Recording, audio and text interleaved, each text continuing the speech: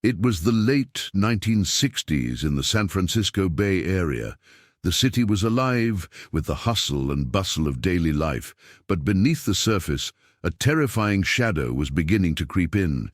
A killer, with a thirst for attention, was about to make his mark on history. On December 20th, 1968, a young couple, Betty Lou Jensen and David Faraday, were parked in a remote area near Vallejo. They were enjoying the calm evening, unaware that they were about to become victims of a man who would later become known as the Zodiac Killer. As Betty and David sat in the car, a figure approached. It was a man, his face concealed by a mask and his hands gripping a gun. Without warning, he shot both of them, leaving their bodies behind, discarded like trash. He fled the scene quickly, disappearing into the night, leaving no trace of his identity. The police were baffled. There were no leads, no clues, just the chilling realization that a monster had struck, and there was no way to know when he would strike again. Just a few days later, on July 31st, 1969, the Zodiac Killer sent his first letter to the San Francisco Chronicle. The letter was full of cryptic symbols and a chilling message. "This is the Zodiac speaking." He boasted about the murders, taking credit for the killing of Betty and David, and promised more killings to come. This letter would be the first of many, each one more sinister than the last. The public was terrified. A killer was on the loose, and he was taunting the authorities, daring them to catch him.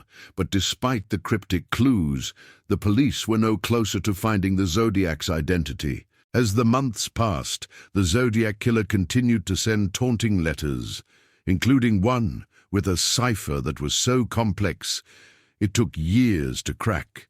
He grew bolder with each murder, each letter, and each public appearance.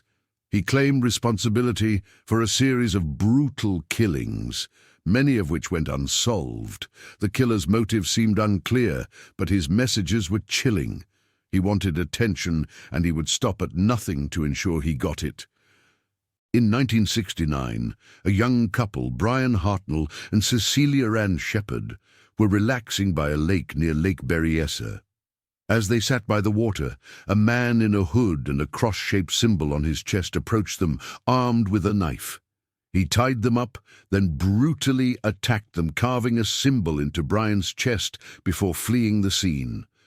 Despite their injuries, Brian and Cecilia survived, and Brian was able to provide a description of the man. The Zodiac Killer's face was becoming clearer, but the killer had already disappeared into the fog once again. The Zodiac Killer continued to send letters, but as the years passed, his messages grew fewer and less frequent. Despite a massive manhunt, the police could never capture him. He disappeared into the darkness, his identity still unknown. To this day, the case remains one of the most chilling and unsolved mysteries in criminal history. The Zodiac Killer's legacy lives on in his letters, his ciphers, and the haunting question of who he truly was. The Zodiac Killer was a monster of the shadows, a figure who terrorized an entire region while remaining faceless, nameless, and elusive.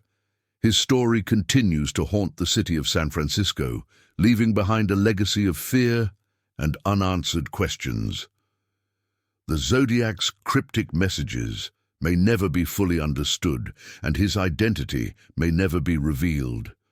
But his reign of terror will always remain a chilling reminder that some mysteries are too dark to solve.